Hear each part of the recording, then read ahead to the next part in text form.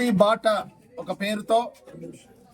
ఈ యొక్క కార్యక్రమంలో బస్తీ బాట అనే పేరుతో కార్యక్రమంలో మరి ఈ యొక్క సికింద్రాబాద్ లో ఉన్నటువంటి 5 డివిజన్లో మరి ప్రజలు ఎదుర్కొంటున్నటువంటి ఇబ్బందులు మరి ముఖ్యంగా ఇది సమ్మర్ కాబట్టి ఎండాకాలం కాబట్టి ముఖ్యంగా వాటర్ ప్రాబ్లం వాటర్ ప్రాబ్లం ఎక్కడెక్కడైతే ప్రజలకు వాటర్ వస్తలేదో అవన్నీ కూడా తెలుసుకొని అధికారుల దృష్టికి తీసుకెళ్లి అవన్నీ కూడా సాల్వ్ చేస్తున్నాం. అదేవిధంగా మరి స్ట్రీట్ లైట్ ప్రాబ్లమ్స్ కానీ డ్రైనేజ్ ప్రాబ్లమ్స్ కానీ నాలా ప్రాబ్లం కానీ మరి రోడ్ల ప్రాబ్లం కానీ అన్ని కూడా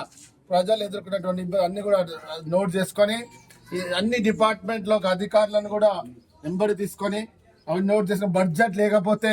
ముఖ్యమంత్రి ద్వారా బడ్జెట్ తెప్పించి మా యొక్క సికింద్రాబాద్ ప్రజలు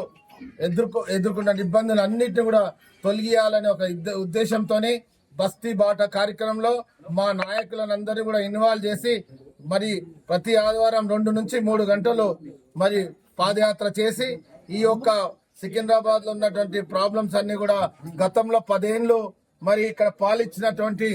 ఎమ్మెల్యే గారు మరి ఎప్పుడు కూడా ఇలా గల్లీలు తిరగలేదని చెప్తున్నారు. మరి అడ్డగుట్ట ప్రజలు ముఖ్యంగా ఈ యొక్క రోజు అడ్డగుట్ట ప్రజలు చాలా సంతోషంగా ఏం వ్యక్తం చేస్తున్నారంటే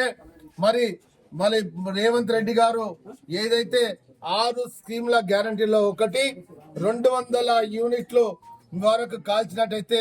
ఉచిత బిల్లు మీకు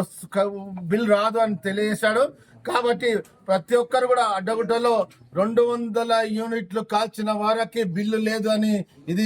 చాలా సంతోషంగా వ్యక్తం చేస్తున్నారు. ఇది కాంగ్రెస్ ప్రభుత్వం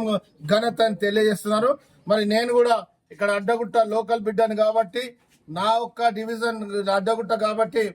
ఏ ఒక్క సమస్య వచ్చినట్టు నా దృష్టికి కానీ నేను కానీ తెలుసుకుని తప్పకుండా అవన్నీ కూడా తీర్చిదిద్దే బాధ్యతగా సికింద్రాబాద్ ఒక కాంగ్రెస్ పార్టీ ఇన్ఛార్జ్ గా నేను తెలియజేస్తున్నాను.